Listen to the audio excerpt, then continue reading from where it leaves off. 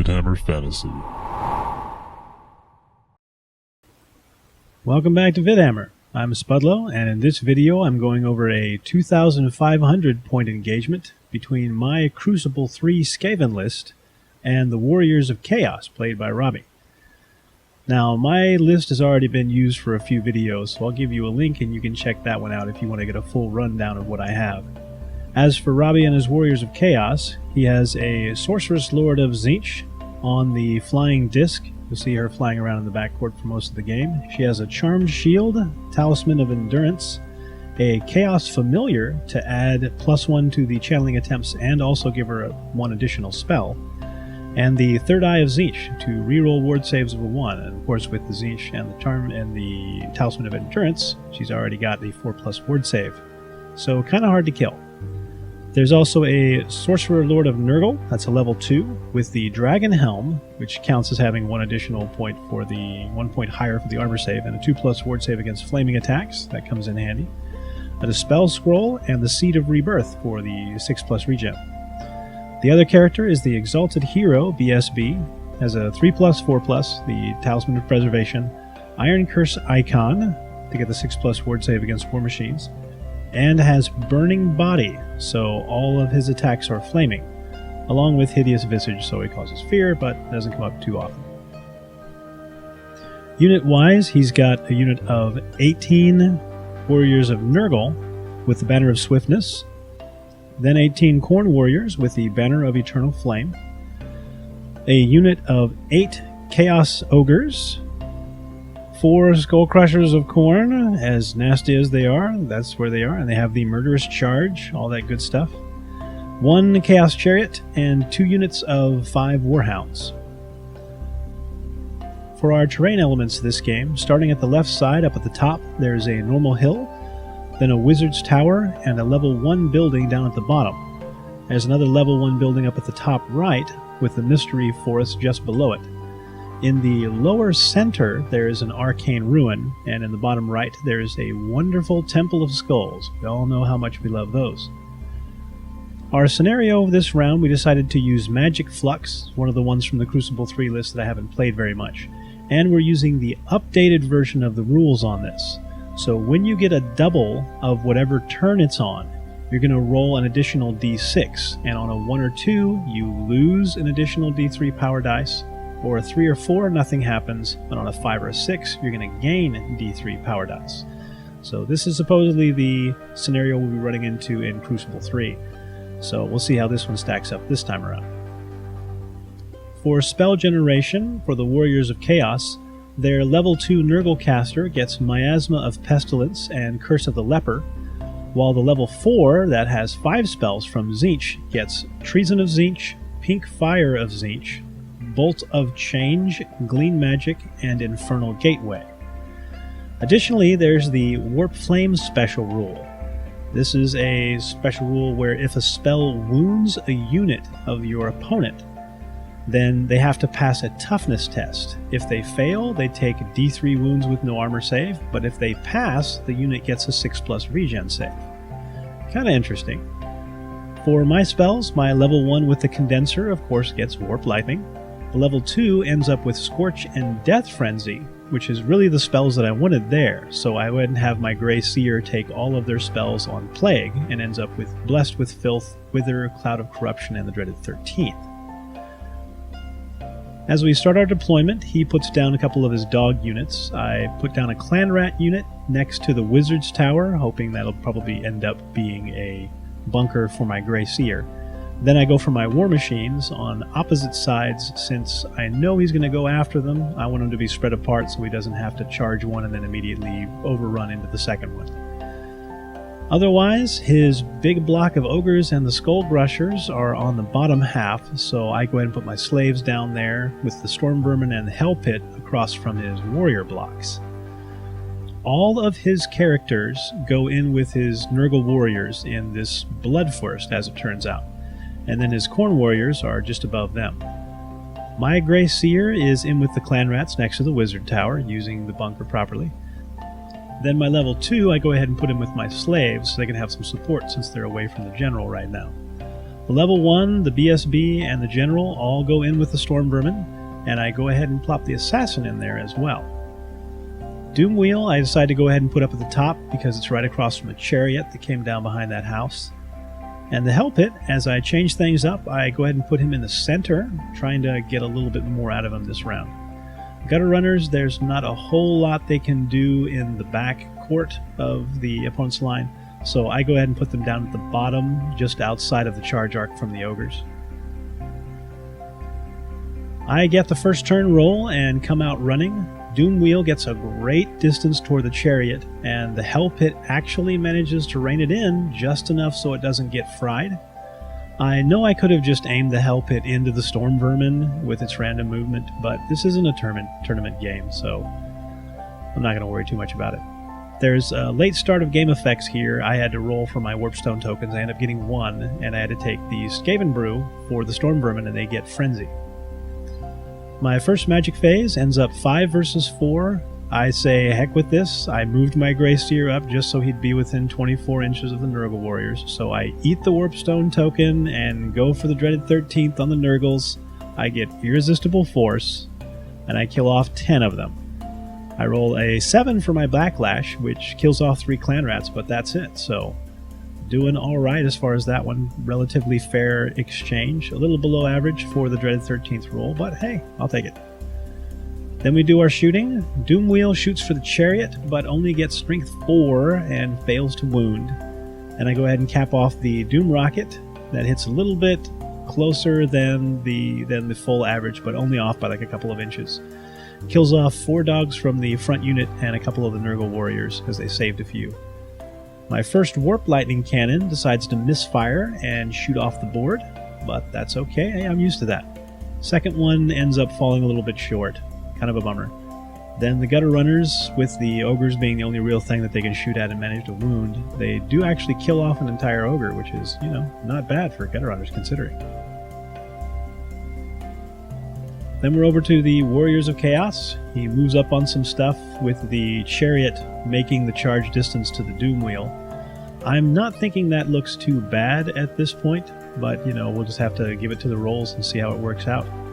Everything else kind of moving up, getting itself in lines, and I know I'm going to have to do some maneuvering on my side. We'll just see how it turns out. Magic is 6 versus 4. He uses 2 dice for Treason of Tzeentch on my Storm Vermin, and it makes them have to use the lowest leadership in the unit. So it drops them basically to an 8 once you add their ranks in from a 10. So it's not a huge difference, but it is significant. Then he uses the next 4 for Glean Magic on my Grey Seer. I knew this one was coming. He only rolled a 9 on the dice, so I rolled all mine to try to dispel this, and of course I got an 8. I lose Cloud of Corruption, and the Grey Seer takes a wound, but he passes his toughness test, and the unit ends up getting a 6+ regen save out of the deal. Yay! There's no shooting, so we head on into combat. The chariot puts 3 wounds on the Doom Wheel with the impact hits, then the Doom Wheel does its grind attack and actually puts 3 more back on the chariot. I end up losing the combat, but actually pass the break test and hold on a 6, so happy to see that. The Storm Vermin restrain for the second turn. Hell Pit makes it into the single dog, not the best choice there. Move the giant rats up to redirect the ogres out of the way, and then I have my slave block just scoot over in the way to keep the skull crushers from being able to charge my clan rats with the Grey Seer in it. That's the main purpose of those slaves at this point, is just try to make a choke point out of all that area. Magic is 6 versus 4 again. I use all 6 for the dreaded 13th, and it is enough to go off, aiming for the Nurgle Warriors again, hoping to take them out entirely and wipe the characters clear. But he dispels it with a scroll. Over to shooting, the Doom Wheel fires into the chariot, but again gets strength 4 and fails to wound. Not particularly happy with that. First cannon goes ahead and shoots for the Nurgle Warriors as well, but traces across the dogs and the Skull Crushers and ends up killing off 1 dog and 1 Skull Crusher on its way in. It hits 6 of the guys, but I actually roll a couple of 1s to wound, and then he saves a couple, so I only take out 2 dudes. Second one goes for it as well and comes up short. I get 2 for both of my artillery die rolls. And the gutter runners go ahead and shoot for the ogres again, this time with a single wound. They'll pick those guys down. By turn 6, they might have killed off 3 guys. Then we do our combat, where the Doom Wheel fails to wound with the grinding attack and takes a single wound from the chariot. Fail combat, and this time it runs. And it runs with its 3d6 inches, and it only rolls an 8. Gets caught from the swift stride, dead. Not happy with that. That Doom Wheel really should have done more, and could have, but, you know, as most Skaven stuff is, it's not consistent. Hell Pit kills off the dog in our other combat and overruns 8 inches, just short of the Nurgle warriors. I was hoping to do some impact hits, but that's going to be nap time. Both warrior units charge the Hell Pit, and that's not going to go so great, since all the Khorne warriors have flaming attacks, and the one guy from the Nurgle ones have flaming attacks as well. Yeah, he's going to go down, and he's not getting back up again. Ogres go ahead and charge the giant rats to get that out of the way, and the chariot moves up on my warp lightning cannon. Not so happy about that move either. But hey, he knows what he's doing, and this is a good game. Magic is 4 versus 2. He uses all 4 for Gleam Magic on my Grey Seer, and damn you bastard, I go ahead and throw my Dispel Scroll on this one. I'm not going to have all my spells stripped away from me. Then into our combat, ogres have no problem killing off the giant rats and reforming.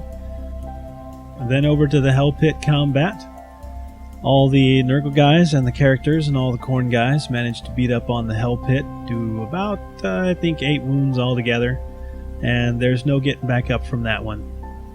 So, sorry, sweet lovin', just got you in the wrong place. But there wasn't really a good place to put him. You know, he's got to go up against those infantry if he wants to get something out of it. He's not going to do that well against the Skull Crushers, or particularly against the ogres. So, the only hope was throw him into the infantry, have him do what he could before he actually bit it. And no, he just bit it. Now on to our third turn. I try to get set up for a few things for the next round. Jostle guys, try to block more Skull Crusher possible charge things, and generally stand around and wait for him to do stuff. Magic is 10 versus 6 this time. I use 3 dice for Warp Lightning on those Nurgle warriors that I love so much and manage 4 wounds, but they do pass their panic test. I use the next 3 for Scorch on the Khorne warriors, but it only comes up with 2 wounds. Then the last 4, I try Blessed with Filth on the Storm Vermin, try to give them a little incentive not to be charged, and he gets an Irresistible Dispel. Now let's do some more of that awesome shooting. First cannon shoots for the flank of the Nurgle unit, where they don't have the ability to take a Lookout Sir anymore because they're under 5 rank and file models. And I get no wounds because it came up with a low strength value. Ah, crap. Alright, second one shoots for the same thing. Strength 2, no wounds. Thanks, guys. Doing me proud. Warp Fire Thrower shoots for him as well, and at least it manages to kill off the Standard Bearer and the BSB. Get a little bit of multi-wound action in there. Thank you, Warp Fire Thrower. Gutter Runners try to finish off the unit, because all he's got left is a unit champion, and fail. Warp Lightning Cannon gets charged by the chariot. I knew it was coming. Wasn't much I could do about it. Skull Crushers charge the Warp Fire Thrower, and it goes ahead and stand and shoots and hits 2 of the guys and doesn't wound either one. Irritating. There's several other charges, and it ends up with the dogs charging the flank of the slaves. Because of their arc, they had to charge the flank of the slaves. And this means that the ogres, who also have to charge the flank, actually didn't have enough room to make it around the dogs and into the slaves. The Khorne warriors hit the Storm Vermin, and the Skull Crushers hit the Warp Fire Thrower, and because of its front arc, it has to charge at the front of the Warp Fire Thrower, so it's not going to get to overrun into the Storm Vermin. That turned out really well on my side. If those hadn't gone the way that they did, outcome would have been much different. Magic is 9 versus 4, thanks to his happy little channeling.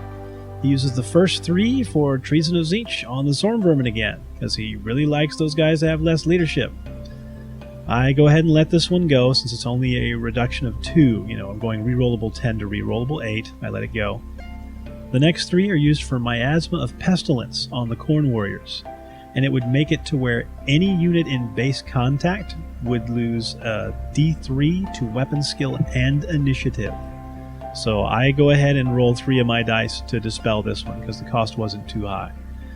Then he goes for Boon of Tzeentch on the Grey Seer. He actually rolled really low, and I had a chance to throw my 1 die and dispel this on a 5 or 6, but of course I failed. Grey Seer takes a 2nd wound, and he steals Wither, and then my Grey Seer passes his toughness test, so at least that part was okay. For combat, Chariot makes pretty quick work of the Warp Lightning Cannon and overruns off the board. Skull Crushers kill off the Warp Fire Thrower without a second thought, and luckily overrun into the building, so now they've got a structure in their way. At least buys me another turn of not having to deal with those guys. Slaves and the dogs each exchange a single wound, and the dogs end up losing by 1, but they stick, so sticky dogs.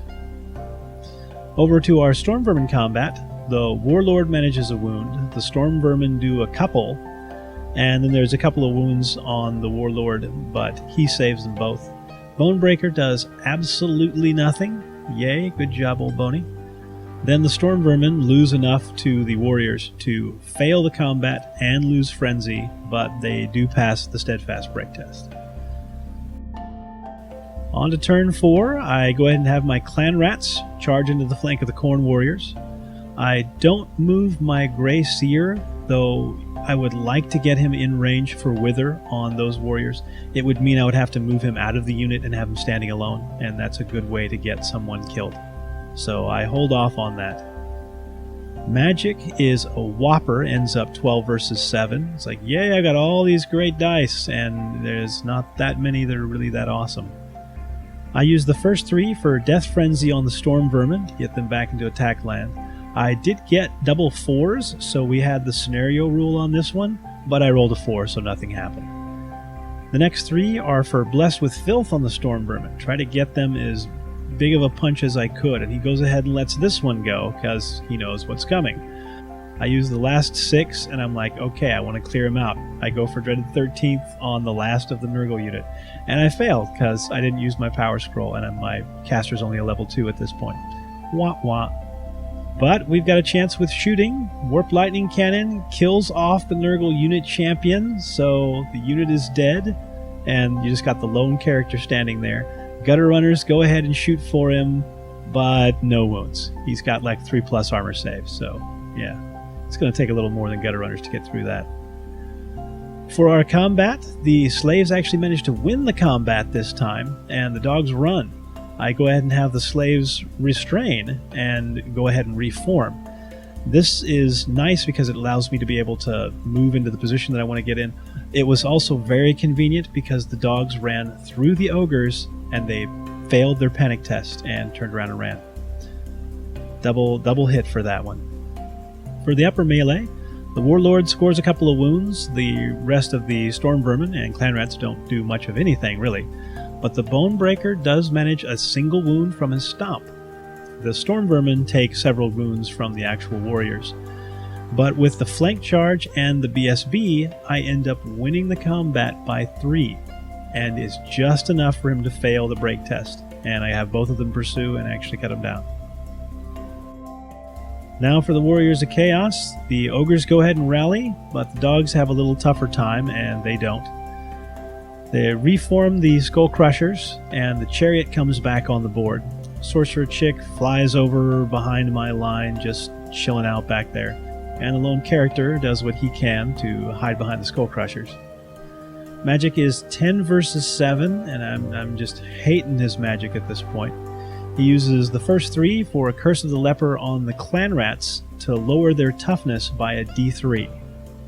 At this point, I know what his intention is, and I'm like, oh yeah, I've thought about this double combo in team tournaments and stuff, and like if you work out the right combination, you can really do some good stuff. But I'm like, okay, I'm gonna let this one go because there's a small chance that it will only lower my toughness by 1. And I let this one go, and he actually rolls like a 4, so it lowers their toughness by 2. Yeah, and then he does what I thought he was going to do. He uses 6 dice for Wither and on the clan rats, and he gets an irresistible force. So, Curse of the Leper will lower you by a d3, but it only lowers you to a minimum of 1. Wither from the Skaven Spells of Plague does not have that minimum restriction that Curse of the Leper and the Withering from the Lore of Death have. Wither, when it hits you, it lowers it by a 1 no matter what for the rest of the game, which means you're a toughness 1, it gets lowered by 1 to toughness 0.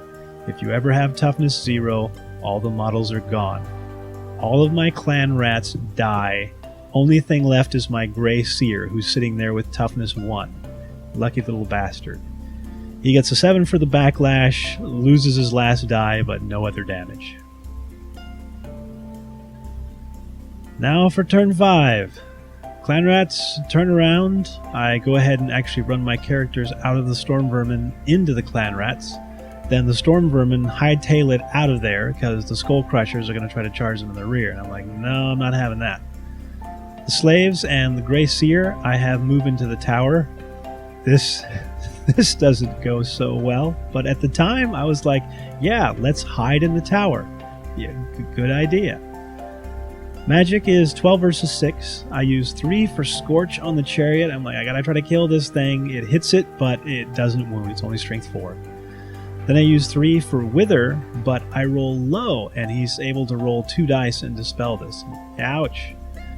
I use the last 6, and I go ahead and go for Dreaded 13th. I use my Power Scroll, like, okay, let's kill this character off. This is the spell I got left. I don't get Irresistible Force, but he's unable to get the Dispel on this, so it actually kills off the last character. The interesting part was I actually forgot to put out a Clan Rat to replace him. He actually would have been replaced by a single model Clan Rat unit. I gain 1 die from the Scenario effect, and I use it to go for Bless with Filth on the Clan Rats, and I've got to roll a 6, and I roll a 6. Like, okay, sweet. Clan Rats have Bless with Filth. Right on. Then I do some shooting stuff. Lightning Cannon kills off the Chariot to save its own life, and the Gutter Runners manage to put a wound on the Skull Crushers. Hey, Steve, every once in a while, Robbie rolls a 1 for me. I appreciate that. The Saucer Flying Chick goes ahead and charges the Wizard's Tower. What a bitch. And the Skull Crushers and the Ogres get set up for turn 6. Just wanting to do their thing. Magic is 8 versus 4, and uses 5 dice for Treason of Tzeentch on the Slaves. This was the dick move. You rolled a 16, so I had a decent chance of dispelling this. I go ahead and roll 4 dice, and I rolled 3 once, so that's not going anywhere. Now my slave block is what has to be used for my leadership value. So that entire block inside the Wizard's Tower is leadership 2. Whether they're stubborn or not, they're leadership 2. He uses his last 3 for Infernal Gateway, but I'm pretty sure the spell fails. I think. I don't know, something might have happened. I didn't write it down either way, so the end result was not important, I suppose. Now we do that awesome combat where the wizard decides to take out the slaves. Wizard does like a wound or 2. The slaves don't do crap because she's got a 4+ ward save and she rerolls her once. The slaves lose the combat, but oh wait, we're steadfast because we're inside the building. Yeah, but we don't have a rank bonus because you're inside the building. And yeah, you're rolling on a 2, and you're failing, and you're running. And it's the horrible kind of run that totally screws you over. The one that sees you running across all kinds of guys and just heading right toward that house in the upper right corner and realizing, yeah, you're not going to rally, and you're just going to keep going, and there's not a good place for you to come down, and you're going to leave the board. So I cried, and I peed a little bit, and I cried some more. We did have a rules dilemma here, but I'm not going to include it because my slave block is running away, and I'm not going to do it. Turn 6. Hey, Let's roll to see if our slaves rally on a 2. Oh, it's re-rollable because we're within range on our 2, but that doesn't make a difference. Goodbye, slaves, and Grey Seer and level 2 Warlock Engineer. Suck my balls. Gutter Runners move in front of the Ogres. I'm just like, yeah, the Ogres aren't getting anywhere. This is turn 6. You can take my stinking Gutter Runners, but you're not taking my Storm Vermin. The Storm Vermin, who I actually just go ahead and move a little bit further away, about as far as they can get and not kill themselves. Clan Rats give a little side step, just so in case the worst possible thing happens, the Ogres don't overrun into them as well. My final magic phase ends up 4 versus 2. I use them all for Warp Lightning on the Skull Crushers and get a single wound. Then our shooting, we go ahead and focus on the Skull Crushers. I'm hoping maybe I can take the model out and make the impending charge on the Clan Rats a little bit more bearable. Cannon shoots and gets 1 wound.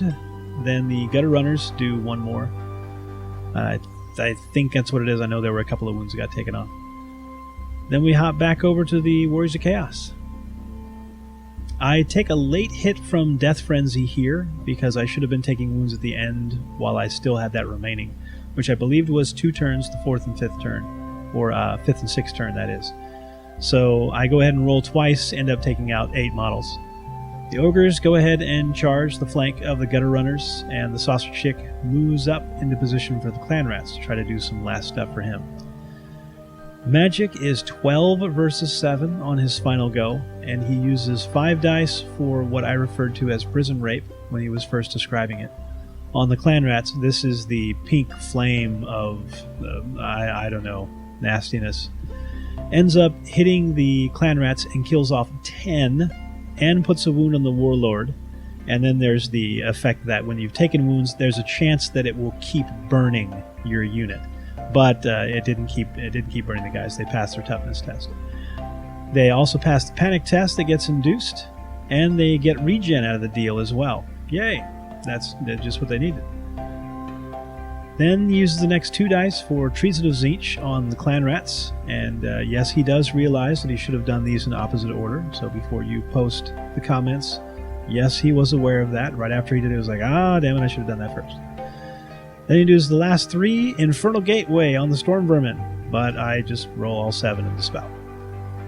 There's no shooting, and for our last combat, the Ogres make pretty quick mincemeat out of the Gutter Runners. The Stormmen, of course, end up just too far away to get hit even with the Devil Sixes. So that ends it up, and we're done, as Steve from the next table over goes on a tyrant explanation about how his single handgunner defeated the Terrorgeist charge onto a building, and he's going to name that handgunner and sleep with it under his pillow or something, I think. I don't know what the handgunner's name was, but apparently it's Chuck Norris handgunner, I guess. He was badass. Our game ends with a final points draw. We tally up what we had left on the board, and Robbie had 1,107 points left, and I had 1,060, 65, or 68. We were really close to about 50 points apart for this one. But for the main point, the score was a total absolute win because we had a lot of fun. It was a real kick.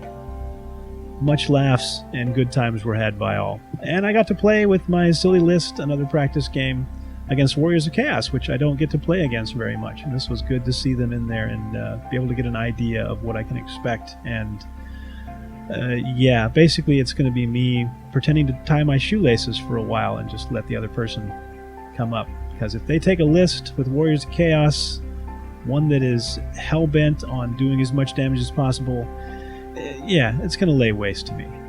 But I'm not going to see that in my first day anyway. First 3 games, I'm playing the easy street. After that, yeah, it's going to be 1 game of nastiness, and then I'm going to be right back down the totem pole again. Sweet. Looking forward to it, and hope you guys are as well. We'll have those battle reports coming up next. That's all for this one, though. Be sure and check back for more videos each week. Do me a favor and subscribe, like the video if you want to see more, and you can follow on Facebook and Twitter at VidhammerF. Till next time, you guys, keep fighting.